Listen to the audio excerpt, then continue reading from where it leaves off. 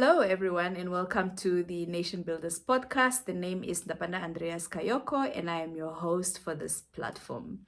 I do want to say thank you so much if you're a returning viewer. I appreciate that you've been sticking it out with me thus far. And if this is your first time watching the Nation Builders podcast videos, whether on Facebook or YouTube, please feel welcome. And thank you so much for joining me. And I hope that you'll stick around and you continue to engage with me, as more episodes, as I roll out more episodes. Today, we'll be reviewing chapter 2 of my book, Hey You Liberator. Chapter 2 of my book. And before I go into the actual book review, I wanted us to have a little bit of politics chat a little bit about politics, starting with South Africa's just ended elections. My, oh my, wasn't that a juicy one? If you get excited by politics like I do, like I was glued to my screen following the developments, just fascinated with what's happening in South Africa. For the first time in history, we are seeing a liberation movement, not just any liberation movement, it's the ANC, right? It's the ANC, which, if you know Namibian history, you will know that Oppo was inspired after obviously mingling with some of the liberation leaders from the ANC at the time. So it inspired the Andimba Toivoyatevus to come home and also, get the fire raging. And out of that, we've seen the formation of Oppo, which is today's SWAPO. So listen, if you know your history, you know that the ANC is a big deal in Southern Africa. And for the first time in its history, it has lost its majority rule. And fascinating developments. And so at the moment, they are in coalition talks. There are conversations about forming coalitions going on. I think in the next week's episode, I might give my reaction to the coalition talks. But for today, I just wanted to say that, oh my, nothing is set in stone. The ANC and, they had this mantra of saying we were going to rule until Jesus comes back. And last I checked, Jesus was not back. Okay. And now they have to go into co-governing the country. And so things can change just like that. And I think since we're also headed to our own elections, it's a good point of reflection for the SWAPO party. I'm getting a call from a journalist. Just a minute. All right, I am back. That was a call from Future Media. They like to call me to give commentary on stuff. So maybe I can start with that. They basically called me to ask for my opinion about, I was talking about South African elections. Was I done? Okay, it's fine. The elections happened, coalition talks are in progress, and we are following the developments. It's fascinating. It's a call for SWAPO as a former liberation movement to also pull up its socks, because if you do not appeal to the voters, they will not vote for you. But also, to be honest, the reason why ANC performed the way it did, it's not so much even about voters losing interest in ANC as it is about ANC members, the internal infightings at ANC, the internal issues they have with one another, ANC members pulling away and following Zuma and the MK party. So in as much as we are celebrating, or there's, it is a celebration because it shows that democracy is thriving in that country, that, there are contestations happening, a former liberation, the ruling majority is being challenged like that. I think it's healthy competition.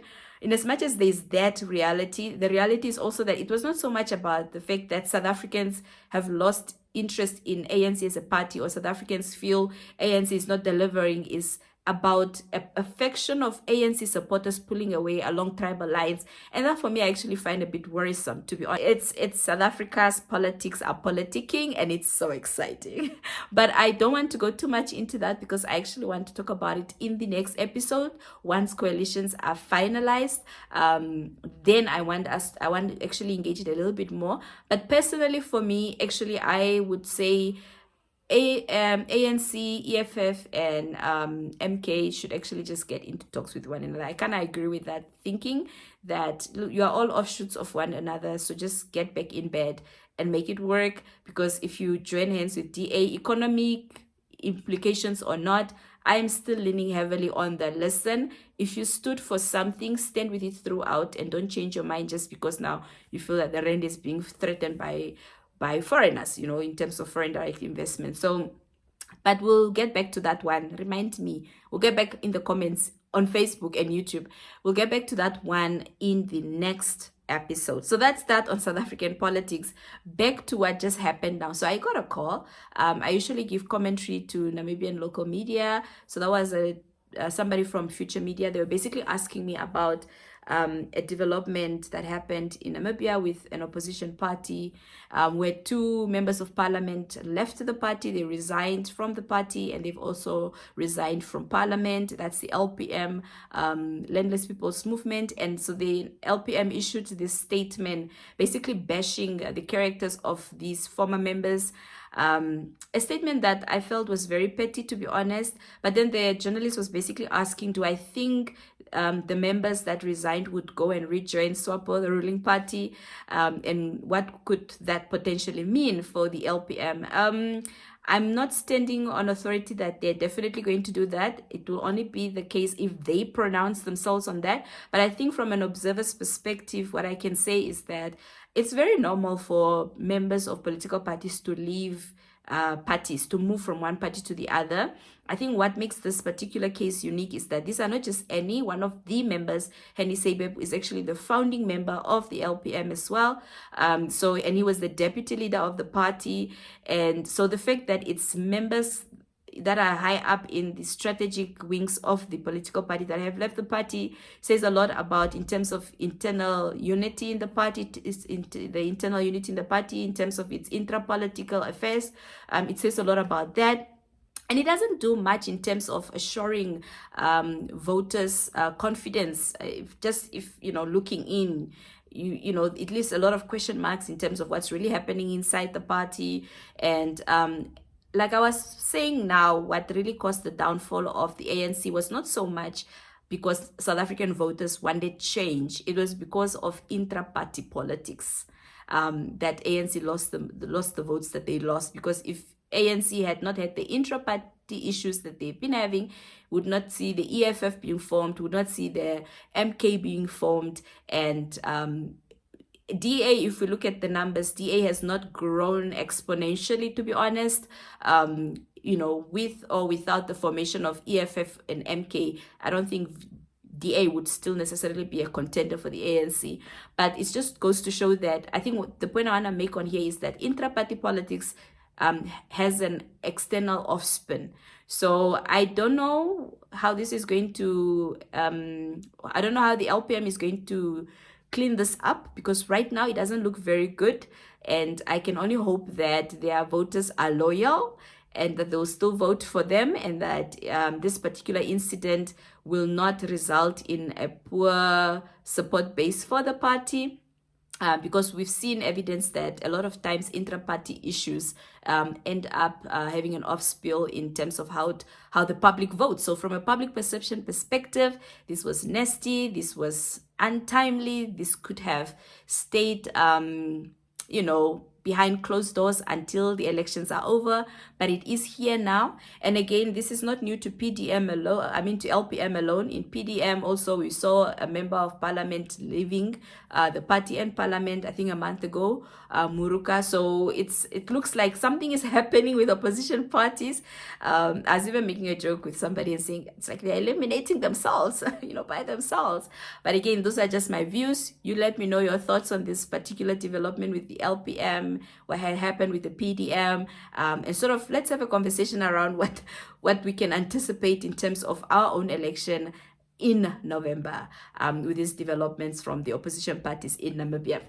With that said, guys, get the story done. I'm gonna cover the picture because wow, ECN cameras, I'm gonna get your voter's card. Like, it's not a cumbersome process. So please get your voter's card. It should have been fairly easy for me, to be honest, because I live in Osona village, and when I went there, everybody else was kind of at work. There were like 8 people in front of me, so it should not have taken as long as it did.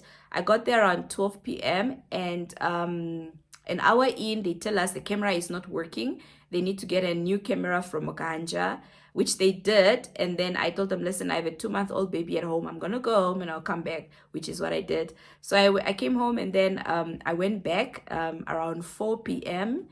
Was it 4 p.m. or 4:30-ish?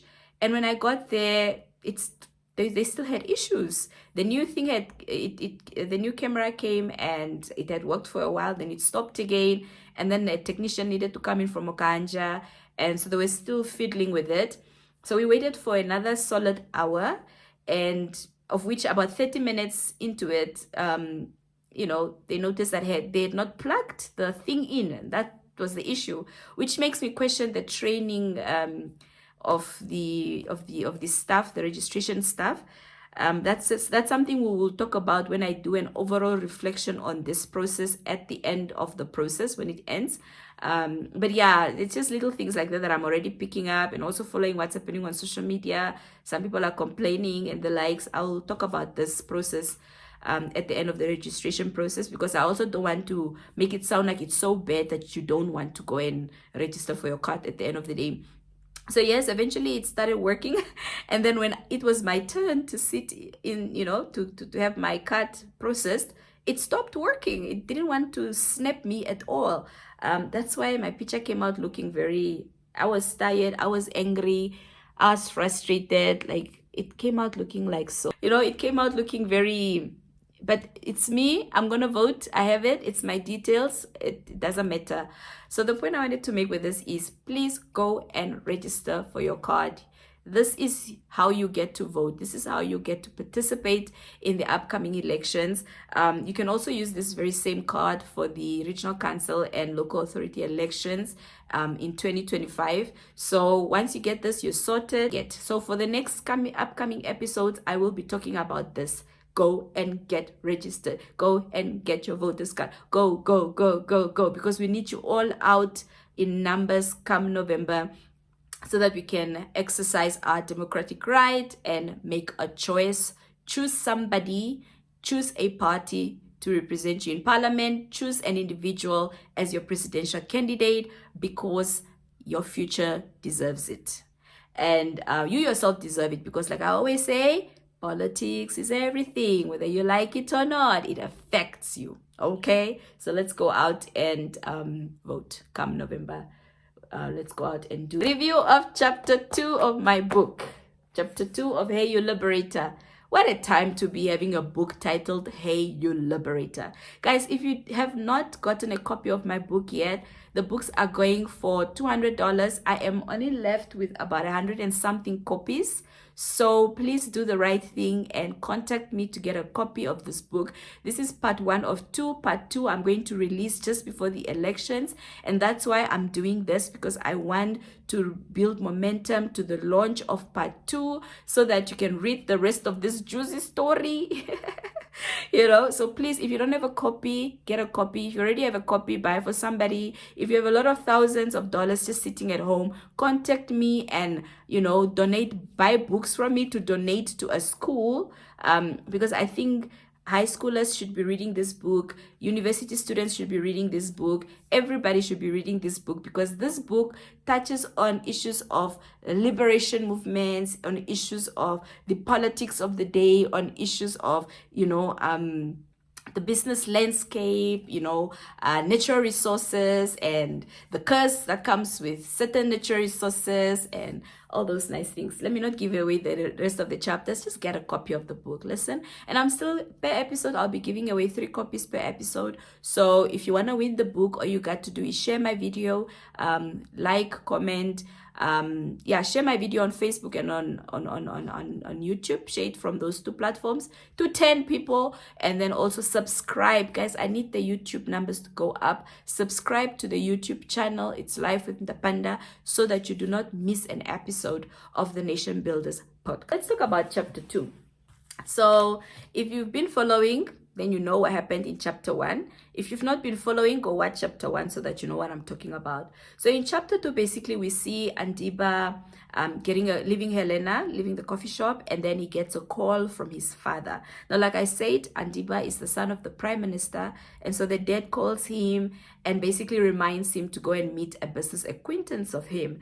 And this irritates Andiba because before he actually even answered the call, he was ignoring it, and eventually, he couldn't ignore it anymore, and the dad is like, you need to answer your phone because we can see you're crossing the road in Independence Avenue, which talks about like how the intelligence is always spying on him, checking on him and stuff like that, since he's the prime minister's son.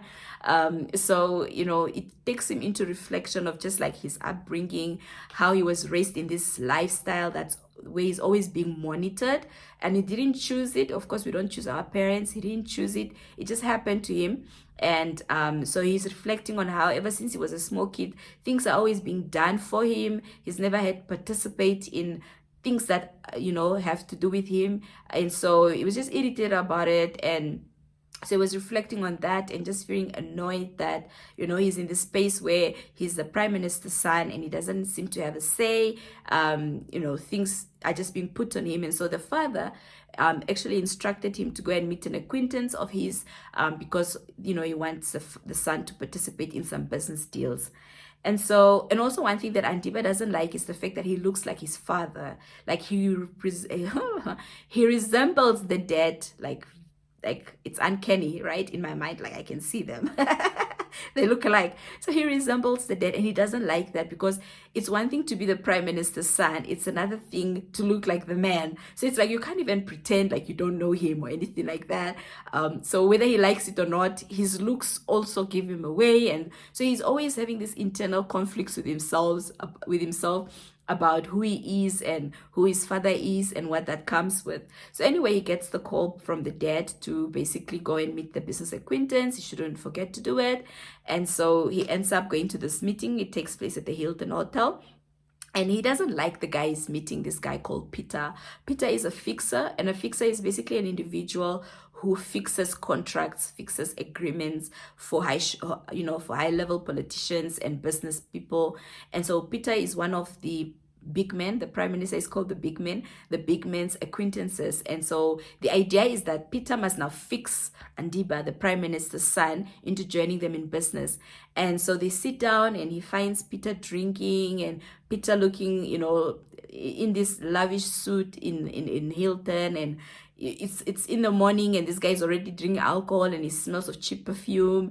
Andiba is irritated by him. He's irritated that he has to spend time with this guy even. And so he's like, I'll just do what I usually do. I'll just sit with him and tell him no, and then get on with my business, and then my father will leave me alone. So he sits down with Peter, and Peter brings out the paperwork and basically soft talks Andiba into it. You don't even need to do a lot of things. I just need you to sign here, and then the rest I'll take care of, because your father instructed me very well.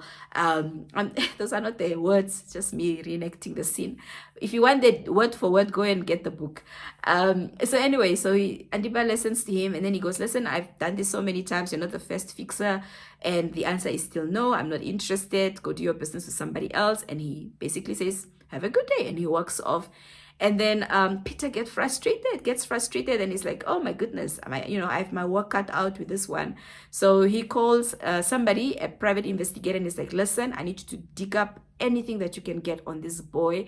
I want to know who he is. I want to know who his friends are. I want to know what he does. I need to get as much intelligence on this guy as possible so that I know how to fix him, because he's turning out to be quite the challenge. And then the end of chapter 2. So chapter 2 ends there. Obviously I rushed through the scene to just give you an overview of what happens, but I think the pages give you a little bit more details. Get the book, read it for yourself. But just to pull out the themes, what are some of the themes, notable themes that are evident in chapter 2. I think the first one is the fact that, we live in a world where we see the politicians, but we don't actually get to see their children do it. And most of the time when we do get to see their children, it's either at funerals, like how many of us were surprised to see the late president's son, Mangaliso, who looks just like the dad, Oh, there's a son from America. This is how he looks like. Wow.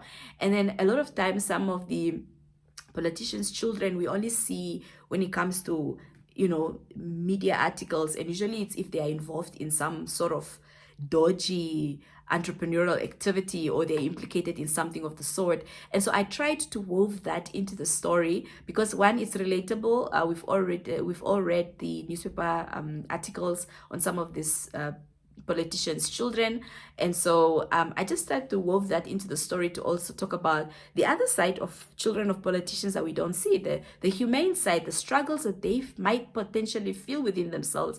And I thought that with Andiba's character I could capture that a little bit better, to just paint a human face to how some of these children might have been raised, how some of them might be struggling, and how it's so easy to think children of politicians are, especially if the parents are greedy, they are equally greedy as well. But if anything, we find a character where this guy, if he could change his entire identity, he would want to leave everything behind and not be associated with his father at all. So we see that coming out in the book. We see in just issues of identity politics coming out, and I thought it would be a nice discussion point to just wove it into the storyline and see what are some of your thoughts on that. And also what I also wanted to spotlight is this issue of tenderpreneurship, where we see people getting tenders out of being politically connected, and out of that is the offspin into systemic corruption. Our late president used to like saying there is no systemic corruption in Namibia, but like if you look at the definition of systemic corruption, is in layman's term is basically corruption that is perpetrated through the privilege of a position that one occupies. So one can call it fraud, but it becomes systemic in the sense that the system itself enables this type of corruption. So it could be potentially things like, whereas maybe a contract requires a previously disadvantaged individual, then what would then happen is that the previously disadvantaged individual that will be tendering for this is somebody that is connected to the person, the office bearer, particular office bearer,